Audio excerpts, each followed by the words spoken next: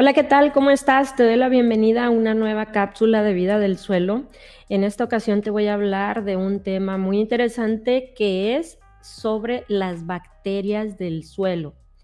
Muchas veces cuando he escuchado a los productores hablar acerca de microorganismos del suelo, casi siempre suelen referirse a bacterias.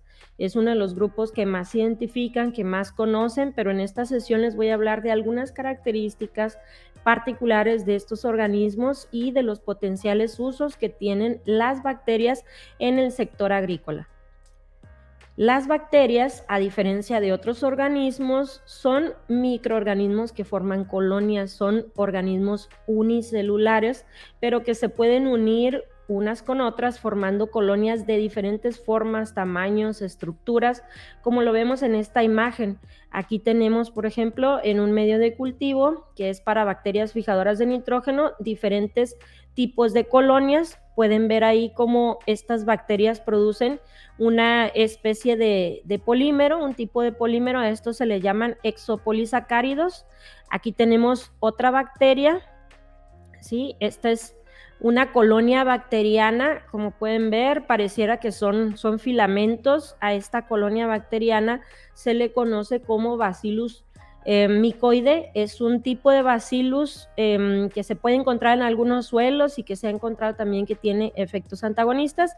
Y aquí tenemos algunas otras colonias bacterianas. En estas dos cajas que tenemos al lado derecho, tenemos microorganismos, bacterias solubilizadoras de zinc y bacterias solubilizadoras de potasio. Como pueden ver, eso es lo que las diferencia, el que forman estas colonias. Las bacterias forman colonias con estas características que son sus señas particulares que nos permiten identificarlas morfológicamente.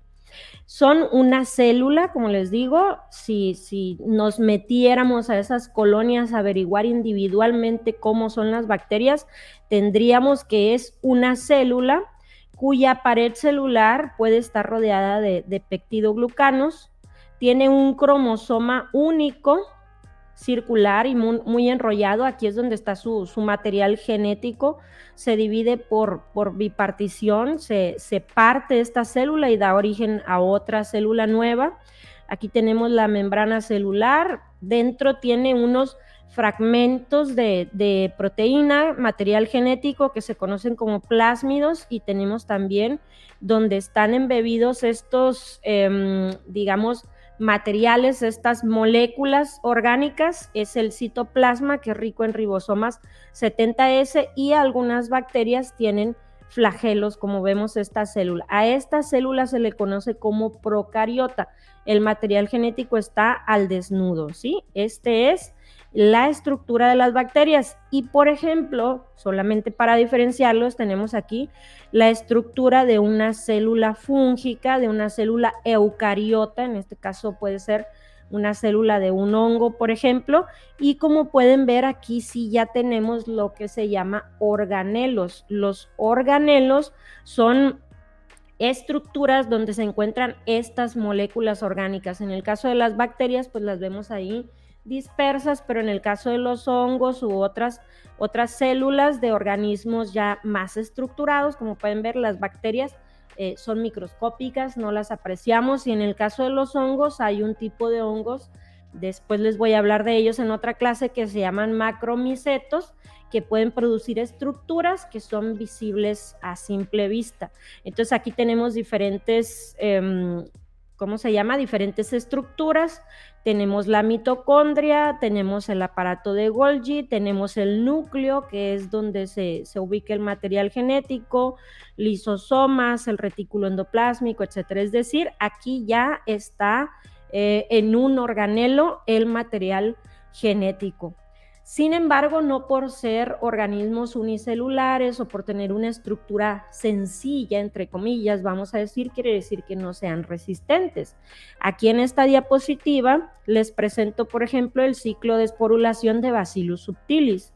Esta cepa de Bacillus o este tipo este género, perdón, de Bacillus es capaz de producir lo que se conoce como endosporas, que es una estructura de resistencia que le permite tolerar pues diferentes condiciones adversas, diferentes factores abióticos como las altas temperaturas, las bajas temperaturas, por ejemplo, que le permiten desarrollarse. Aquí vemos, por ejemplo, la célula. Esta es una célula como la que veíamos en la imagen anterior. Aquí tenemos el cromosoma, que básicamente es el material genético. Aquí en la siguiente etapa se forma un septo o una división. A esta parte de arriba se le conoce como antespora. Esta es la célula madre. Luego se empieza a recubrir, se embebe dentro de la célula, pueden ver, ¿sí? Tiene un recubrimiento, una membrana exterior, una corteza, una membrana interior de la antespora, luego se empieza a fragmentar o alisar la célula y finalmente sale esa espora. Se le llama endospora porque su formación es dentro de la célula. Entonces se forma y esto lo hace la célula para esperar a cuando haya condiciones digamos que sean aptas para que vuelva a germinar otra vez. Esta es un proceso que se conoce como esporulación. En el proceso o ciclo vegetativo, es decir, si las condiciones son adecuadas, la célula, como les comentaba, se divide en dos y da lugar a dos células nuevas. A esto se le llama fisión binaria. Cada célula crece y otra vez se vuelve a repetir este proceso y eso hace que crezcan las poblaciones de Bacillus o las poblaciones de las bacterias. Sin embargo, reitero, cuando hay condiciones adversas, este tipo de bacterias pueden producir estructuras de resistencia como esta espora que le permiten resistir tiempos de sequía, temporadas de altas temperaturas, etcétera, y pues que lo hacen muy apropiado para algunas condiciones agrícolas. Las bacterias pueden clasificarse de muchas maneras. Tenemos la clasificación taxonómica en géneros, especies, etcétera, pero para propósitos de entender, por ejemplo, su morfología, se pueden clasificar en bacilos, que es una forma como un bastoncito, los cocos, donde las células forman como unas bolitas, hagan de cuenta como un racimo, y los espirilos, como su nombre lo dice, que son como pequeños espirales.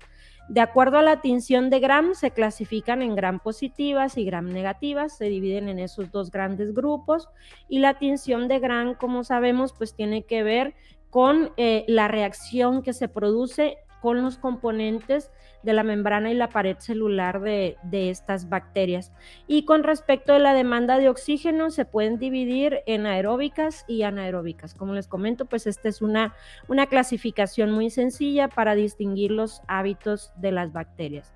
Las principales funciones de las bacterias del suelo están resumidas en esta gráfica. En el número 1 tenemos la fijación biológica del nitrógeno, es uno de los procesos más conocidos en los que participan las bacterias.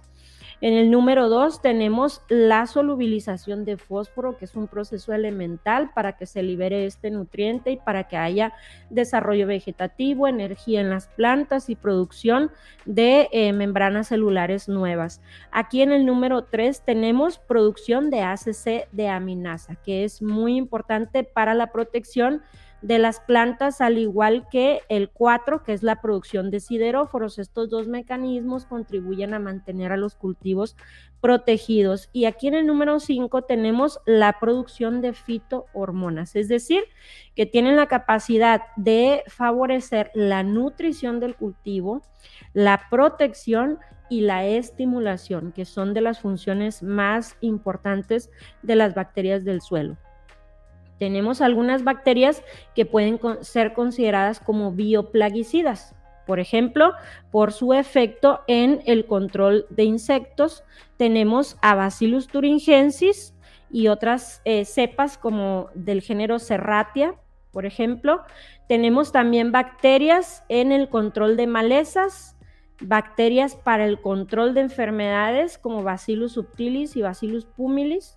Y tenemos también Bacillus firmus, por ejemplo, de efecto nematicida. Entonces, las bacterias también pueden tener un efecto bioplaguicida, controlando plagas, malezas, enfermedades, inclusive reduciendo la incidencia de nemátodos.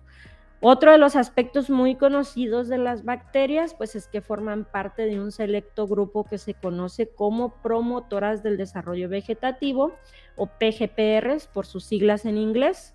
Aquí tenemos los mecanismos de acción de estas bacterias. Producen antibióticos, liberan sideróforos, fijan nitrógeno, como lo veíamos anteriormente, solubilizan fósforo, producen fitohormonas y también participan en la bioremediación. Pues como puedes haberte dado cuenta, las bacterias son un grupo muy importante en el suelo. Sin embargo, como veremos más adelante, pues es importante también cuidar el balance de estas bacterias con respecto de otros grupos. ¿Por qué? Porque sí son benéficas, pero no son las únicas que forman parte de la vida del suelo. Te espero en otra cápsula para seguir aprendiendo más sobre la microbiología de tus suelos. Adiós.